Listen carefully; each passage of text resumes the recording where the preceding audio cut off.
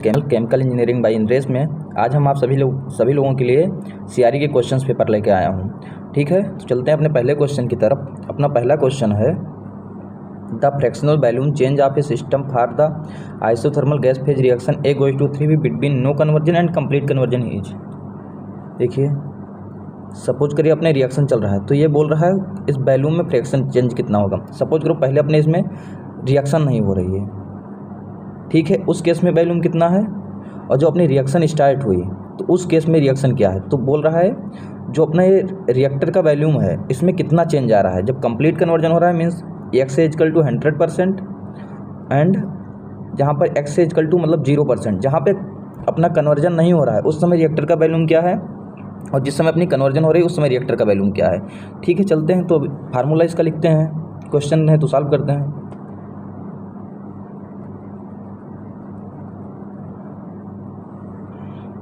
देखो, fractional change का अपना फार्मूला क्या होता है, channel a volume of reactor at complete conversion means conversion 100% हो गया, volume of reactor there is no conversion. ठीक है, ये इस दोनों में रिएक्शन पूछ रहा है, कह रहा है complete conversion and no conversion. तो सपोज करो अपनी रिएक्शन दिया है A:3B।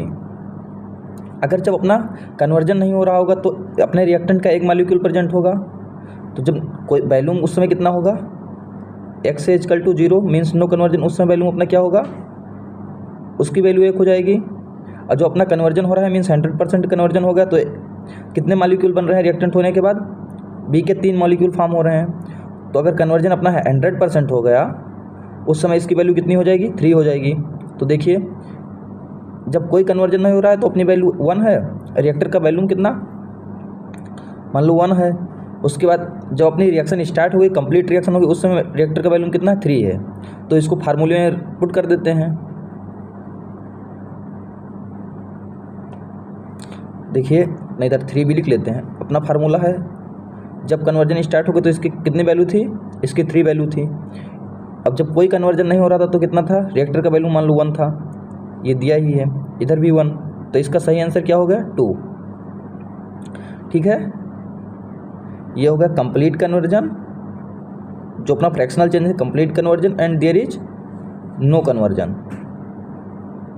ठीक है, ये पूरा इसका क्या आ गया, फ्रैक्शनल चेंज कितना हो रहा है, 2 का हो रहा है। ठीक है, अब चलते हैं अपने अगले क्वेश्चन की तरफ। हाँ, उससे चलने से पहले एक क्वेश्चन और इसमें बता देते हैं। क्वेश्चन में दे देता है, क्या क्वेश्चन में देता है बताता हूँ। A:2 अगर 3B है, कभी कभी कहता है 50% मोल एंड 50% अपना इनर्ट है। तो अभी देखिए, अगर सपोज करो अपने A के कितना रिएक्टेंट में कितने मोल है, 100 मोल हैं, 100 मोल हैं। तो अपना 50 मोल कितना है, 50 मोल अपना A का है और 50 मोल इनर्ट का है। तो देखो, जब रिएक्शन होगी तो इनर्ट के कोई मोल मतलब रिएक्ट तो करेंगे नहीं, तो 50 मोल जितना अपना रिएक्टेंट का है उतना प्रोडक्ट में चला जाएगा ये। और कह रहा है जो A के मोल हैं वही B में चेंज हो रहे हैं, तो A के कितने मोल हो जाएंगे, मतलब 3 मोल बन रहे हैं। अगर 50 मोल इधर था तो 3 गुना ज़्यादा हो गए, तो मतलब कितना 150 मोल हो गए। अगर जब अपना कन्वर्जन हो रहा है तो कितना बन रहा है, A के जितने मोल इधर कितने थे, 50 मोल थे, उसका जब हम रिएक्शन कराते हैं तो फिर कन्वर्जन होता है तो 150 मोल हो गए। और B इनर्ट है तो वो रिएक्शन करेगा नहीं, 50 मोल रिएक्टर में था तो रिएक्शन किया नहीं, 50 रेट ये प्रोडक्ट में भी गया। तो इस केस में कितना हो जाएगा अपना, यही क्वेश्चन बताना चाह रहा था। इधर अपने टोटल मोल कितने हो गए प्रोडक्ट के, 150 कन्वर्ट हुआ और 50 मोल जो अपना इनर्ट का था 200 हो गए। मीन्स क्या है इस कंडीशन में, जो अपना कन्वर्जन एट 100% पे कितने मोल हो गए, 200। और अगर कोई कन्वर्जन नहीं था तो कितने मोल थे, अपने A के कितने मोल थे, 100 मोल थे। तो देखिए फिर उसको फार्मूले को सॉल्व कर लीजिए, 200 माइनस 100/100, तो इसकी वैल्यू कितना आ गई, 1 आ गई। अगर 50% कन्वर्जन दे देता कि 50% मोल एंड 50% इनर प्रेजेंट है और ये रिएक्शन हो रही है, उस केस में इसकी वैल्यू 1 आएगी। ठीक है, होप है आपको ये समझ में आया होगा। चलते हैं अपने अगले क्वेश्चन की तरफ। अपना अगला क्वेश्चन है, for A reaction of A type B:X K1 XYZ। ठीक है, रेट रिएक्शन, इसमें क्या पूछ रहा है, जो अपना एक्स का क्या है, रेट ऑफ रिएक्शन क्या है एक्स का। तो देखिए अभी एक्स का किधर बी से एक्स में जा रहा है तो क्या हो रहा है, फार्मेशन हो रहा है, लेकिन एक्स वाई से बन रहा है तो क्या हो रहा है, अपना डिसअपियरेंस हो रहा, एक्स का डिसअपियरेंस हो रहा है।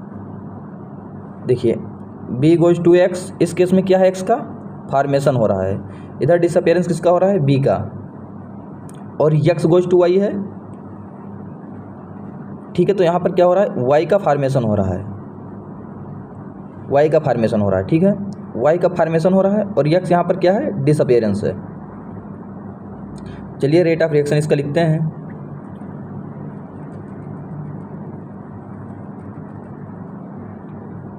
इसका जो रेट ऑफ रिएक्शन हो जाएगा माइनस आर एक्स, अपना क्या है, अपना रेट कांस्टेंट क्या है, K1 से हो रहा है, K1 रेट से अपना रिएक्शन हो रहा है, इंटू सी बी, माइनस अपना क्या हो रहा है,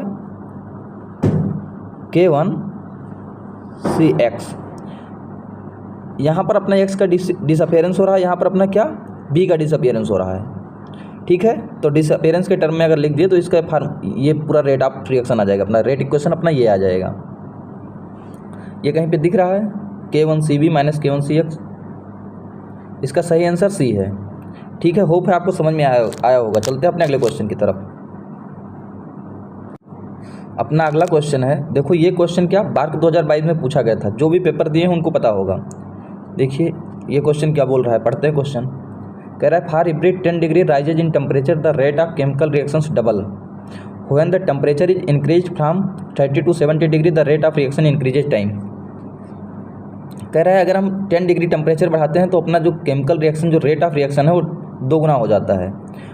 और कहता है 30 से अगर 70 के बीच में 30 to 70 डिग्री टेम्परेचर हम इंक्रीज करते हैं तो क्या होता है, जो अपना रेट ऑफ रिएक्शन है वो कितने टाइम्स इंक्रीज हो जाएगा। तो देखते हैं, अपना थंब रूल भी है, थंब रूल भी यही बोलता है। थंब रूल पहले बता दें, थंब रूल क्या बोलता है। अपना जो थंब रूल है, अगर आप किसी भी रूम का टेम्परेचर, अगर सपोज करो अपने रूम का टेम्परेचर पहले 10 डिग्री था, अगर उसको 10 डिग्री बढ़ाते हैं तो अपना, अगर 10 डिग्री के केस में पहले अपनी रेट ऑफ रिएक्शन R1 थी और अभी 10 डिग्री बढ़ाते हैं तो अपने क्या हो जाएगा, जो ये R1 था इसका 2 टाइम्स हो जाएगा, मीन्स जो R2 की वैल्यू होगी रेट ऑफ रिएक्शन 2R1 हो जाएगा। ठीक है, मीन्स 2 टाइम हो जाएगा। ये क्या बोलता है, अपना थम्स रूल बोलता है। तो इस क्वेश्चन को सॉल्व करते हैं।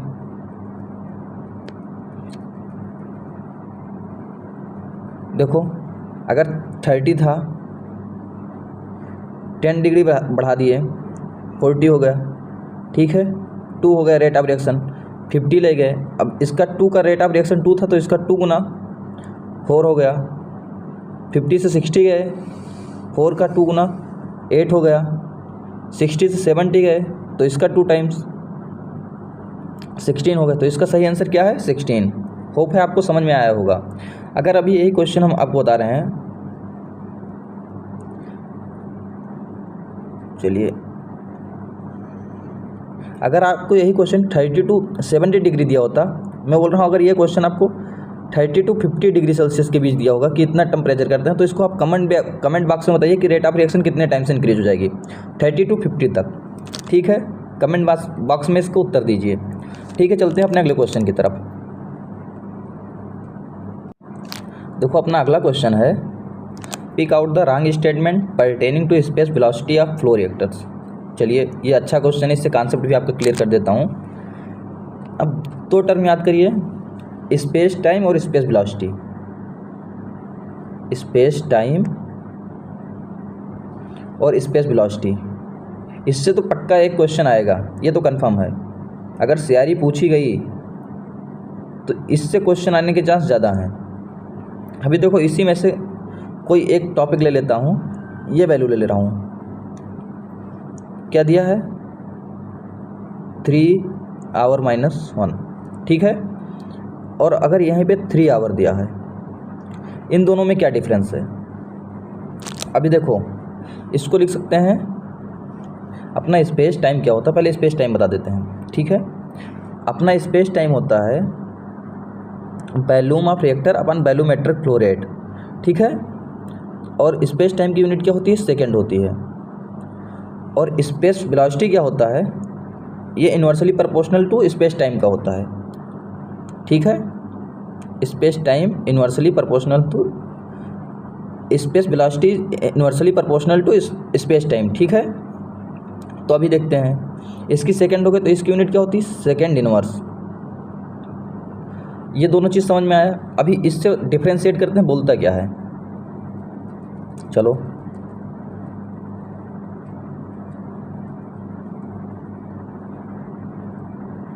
ये दिया है 3 आवर -1। अभी इन दोनों में देखिए पावर का ही अंतर है, लेकिन ये क्या बोल रहा है कि एक रिएक्टर बैलून को मीन्स 1 रिएक्टर बैलून को प्रोसेस करने में 3 घंटे का टाइम लगेगा। कितने घंटे का, 3 आवर्स टाइम लगेगा। लेकिन ये क्या बोल रहा है कि एवरी आवर मतलब प्रत्येक घंटे में कितने रिएक्टर बैलून में प्रोसेस कर देगा, 3 रिएक्टर बैलून में प्रोसेस कर देगा। ठीक है, ये बेसिक डिफरेंस है कि स्पेस टाइम हमको बताता है कि एक रिएक्टर बैलून को प्रोसेस करने में कितना टाइम लगेगा। जो टाइम लगेगा वो टाइम स्पेस टाइम होगा, लेकिन स्पेस वेलोसिटी बताता है किसी गिवन टाइम में वो कितने रिएक्टर बैलून प्रोसेस कर रहा है। चलिए ऑप्शन देख लेते हैं, इसमें ऑप्शन में क्या क्या दिया हुआ है।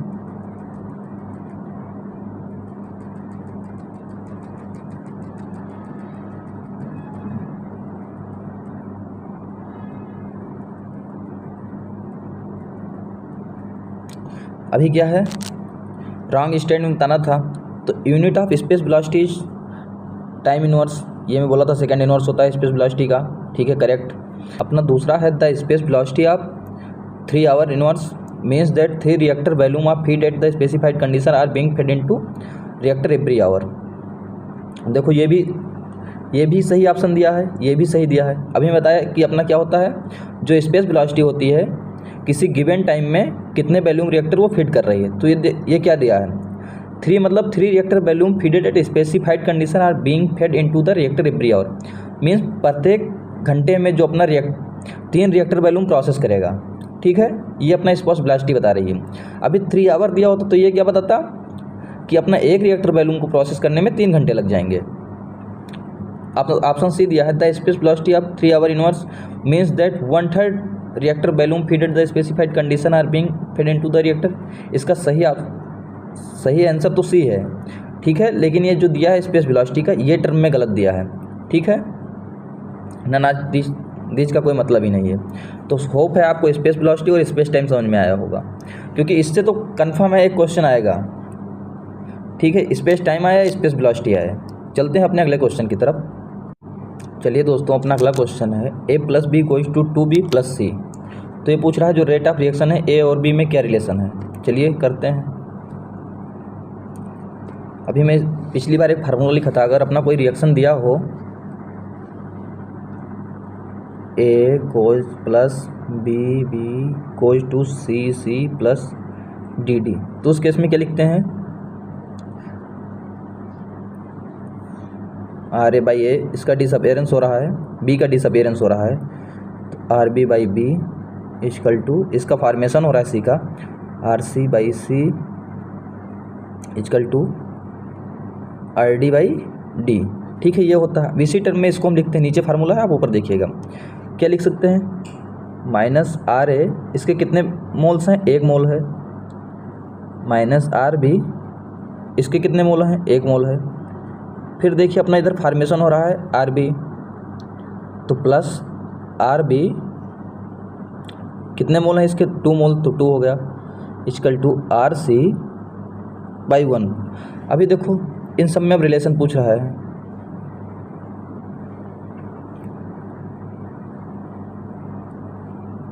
ठीक है, अभी देखते हैं रिलेशन क्या है। कहीं पे दे रहा है -RA = -RB। अभी देखो इधर भी RB है, इधर भी RB है। अब ऑप्शन से हमको डिसाइड नहीं हो रहा है कौन से RB का, डिसअपियरेंस वाले टर्म में RB का ज्ञात करना है, फॉर्मेशन वाले टर्म में। ठीक है, तो अभी बताते हैं इसमें रिलेशन क्या क्या हो सकते हैं, सारे रिलेशन आपको बता दे रहा हूँ। चलिए इधर थोड़ा पेज कम पड़ गया, इधर देखिए, इधर लिख दे रहा हूँ।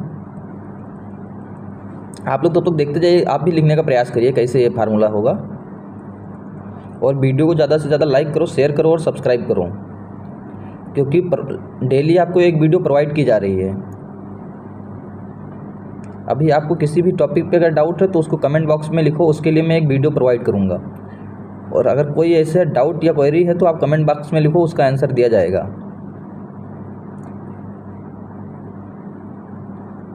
चलिए, अपना पहला रिलेशन क्या हो गया डिसअपेरेंस में, minus R equal to minus R B. एक रिलेशन ये हो गया डिसअपेरेंस के टर्म में। अगर आर ए और आर बी प्रोडक्ट में ज्ञात करें तो एक रिलेशन अपना बनेगा minus R A equal to plus R B by 2। एक रिलेशन ये बन जाएगा अपना। अगर minus R A equal to R C, एक रिलेशन ये बचेगा minus R B equal to plus R C बचेगा। अभी देखिए इसमें कोई ऑप्शन दिया है minus R A equal to R by 2। अगर यहाँ हम देखो, अगर यहाँ पर हम माइनस कर दें minus R A equal to R B by 2, अगर इस हम प्रोडक्ट वाले फॉर्म में और आर ए वाले, अगर इन दोनों के बीच रिलेशन ज्ञात कर रहे हैं तो अगर यहाँ पर minus R A equal to R B by 2 हो जाएगा तो ये आंसर सही हो जाएगा। ठीक है, अभी क्या है यहाँ पर minus R A minus R B क्या है, जो अपना माइनस आर, ये जो माइनस है डिसअपेरेंस दिखा रहा है, लेकिन जो यहाँ आर ए और आर बी दिखा रहा है ये फॉर्मेशन दिखा रहा है। तो अगर दोनों साइड इधर माइनस माइनस कर देंगे, अगर ऑप्शन में होता तो ये भी सही हो जाता। R A equal to minus R B, R A equal to minus R B. अभी देखो इधर तो ये नहीं हो सकता, R A equal to R B ये भी नहीं हो सकता, ये दोनों तो बिल्कुल नहीं हो सकते। लेकिन पहला ऑप्शन और ये डी ऑप्शन हो सकता है, इसका सही आंसर दिया नहीं है। पहला ऑप्शन इसलिए हो सकता है, यहाँ पे मैं रिलेशन लिख दिया, दोनों अगर रिएक्टेंट के आर ए और आर बी हैं तो उस टर्म में ज्ञात कर सकते हैं, तो ये आंसर सही होगा। लेकिन यहाँ दोनों में डिसअपेरेंस दिखा रहा है तो माइनस होना चाहिए। यहाँ पे क्या है, आर ए का डिसअपेरेंस दिखा रहा है लेकिन यहाँ फॉर्मेशन के टर्म में दिया, तो यहाँ डिसअपेरेंस होना चाहिए। आर बी का इधर फॉर्मेशन हो रहा है तो उस टर्म में मैं ये लिख सकता हूँ। ठीक है, तो इसके दोनों हो सकते हैं, कोई सही आंसर नहीं दिया इसमें ऑप्शन। होप है आपको समझ में आया होगा। ये जो क्वेश्चन है ये इंडिया विक्स का क्वेश्चन है, और ये क्वेश्चन काफ़ी लोगों का गलत है। सब लोग ऑप्शन मार देते हैं सही है, लेकिन समझिए इसमें दिया ही नहीं है ऑप्शन। चलते हैं अपने क्वेश्चन की तरफ। अपना अगला क्वेश्चन है transition state theory gives the relation constant as. चलिए,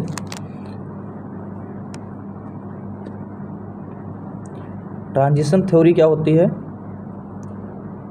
अपने सी आंसर है। ये किसके लिए होता है, के डायरेक्टली प्रोपोर्शनलिटी टी इंटू ई की power minus E by R T.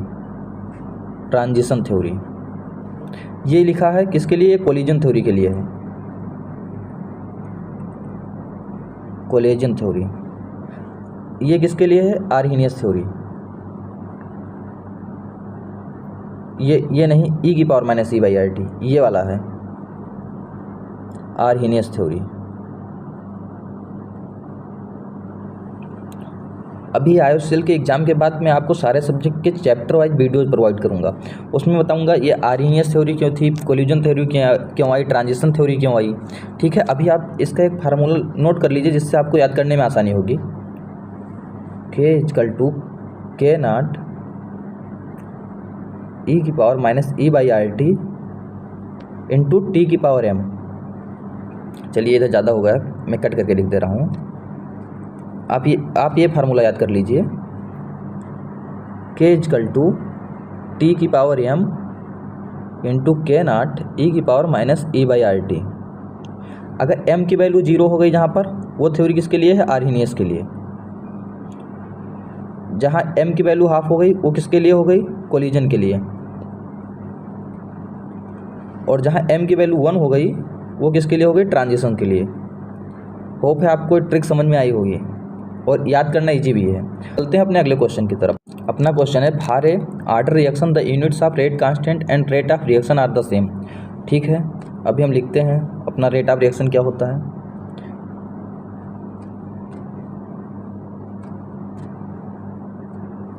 अपना रेट ऑफ रिएक्शन तो minus R A equal to K C A power N.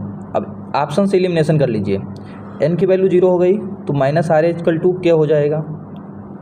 तो क्या हो गया, जो आर ए और के जब अगर दोनों इक्वल हैं तो इन दोनों की वैल्यू सेम ही होगी। ठीक है, तो 0 ऑर्डर के लिए अपना रेट ऑफ रिएक्शन और रेट कांस्टेंट की वैल्यू सेम होती है। ठीक है, ये तो समझ में आ गया होगा। चलते हैं अपने अगले क्वेश्चन की तरफ। अपना अगला क्वेश्चन है the rate expression for the gaseous phase reaction CO+2H2 goes to CH3OH is given by R ये this is the following is not possible. अभी इसमें पॉसिबल क्या नहीं है, देखो ये लिखा है, ये अल्फ़ा की वैल्यू लिखिए, सपोज करिए यहाँ पर ये रिएक्शन इस तरीके से आप देखिए CO plus beta H2 goes to CH3 gamma CH3OH। अभी देखिए जब हम आप रेट ऑफ रिएक्शन लिखते हैं तो क्या लिखते हैं, ये अल्फ़ा वाली वैल्यू जाती है तो अल्फ़ा अपना CO के कितना वैल्यू है इधर 1 है मोल, बीटा के कितने मोल हैं इधर, बीटा से इससे रिलेशन करिए तो बीटा अल्फ़ा के कितने 1 मोल हो गए, बीटा के कितने मोल हो गए 2 मोल हो गए, गामा के कितने मोल हैं 1 मोल। तो कह रहा है इसमें से जो ऑप्शन दिया है कौन सा पॉसिबल नहीं है। देखिए पहला तो फॉलोइंग इज नॉट पॉसिबल, यही नहीं पॉसिबल है। बीटा के अपने 2 मोल हैं, रिएक्टेंट के 2 मोल H2 के, जहाँ पे हम ये रिएक्शन किया हूँ यहाँ पर देखिए आपकी बीटा जो हाइड्रोजन है इसके 2 मोल यहाँ इसमें पार्टिसिपेट कर रहे हैं इस रिएक्शन में, और बी क्या है अल्फ़ा इजकल टू 1 बीटा, ये तो बिल्कुल करेक्ट है। पॉसिबल ये नहीं है लेकिन ये पॉसिबल है। अब ये पॉसिबल नहीं था, नो पॉसिबल, और पॉसिबिलिटी है alpha equal to 1 beta equal to 2 gamma. देखो 1/3 बीटा बाई 2/3 y/3, तो 3 नीचे कैंसिल हो जाएगा, 1/2 1 1/2 2 से अगर 2 एलसीएम ले लेंगे तो क्या होगा, इसकी वैल्यू 1 हो जाएगी, इसकी वैल्यू क्या हो जाएगी 2 हो जाएगी, इसकी वैल्यू कितनी हो जाएगी 1 हो जाएगी। तो इसका सही आंसर ए है। ठीक है, अब आपको समझ में आया होगा। चलते हैं अपने अगले क्वेश्चन की तरफ। अपना अगला क्वेश्चन है for a order chemical reaction A rate constant K goes to product the half life period is independent of the initial concentration of the reactant A. चलिए हाफ लाइफ पूछा, सबसे पहले हम समझ लेते हैं हाफ लाइफ क्या होता है। हाफ लाइफ क्या होता है, सपोज करिए किसी व्यक्ति का जो जीने का समय है वो 100 ईयर है। अभी कह रहा है उस समय को अगर हाफ कर दें तो मतलब क्या है, मान लो उसकी इनिशियल आयु CA0 है, ठीक, मीन्स उसका CA0 है, मतलब वो 100 ईयर जिएगा। लेकिन कह रहा है अगर हम टाइम हाफ कर दें तो क्या होगा, अपना वो कितने साल जिएगा, मतलब उसकी जो जीने की उम्र है वो भी 50 साल हो जाएगी। ठीक है, 50 ईयर हो जाएगी। तो क्या होगा, जो अपना कंसंट्रेशन है इनिशियल कंसंट्रेशन वो भी हाफ हो जाता है। यही है अपना हाफ लाइफ मेथड। चलिए हाफ लाइफ मेथड का फार्मूला लिखते हैं। होप है हाफ लाइफ आपको समझ में आया होगा।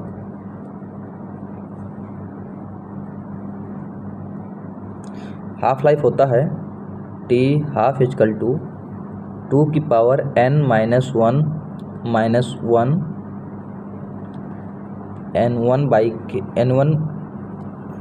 n माइनस 1 इंटू के इंटू CA0 1 माइनस n, ये इसका फार्मूला है। अभी आप कह रहा है half life period is independent of initial concentration of a reactant.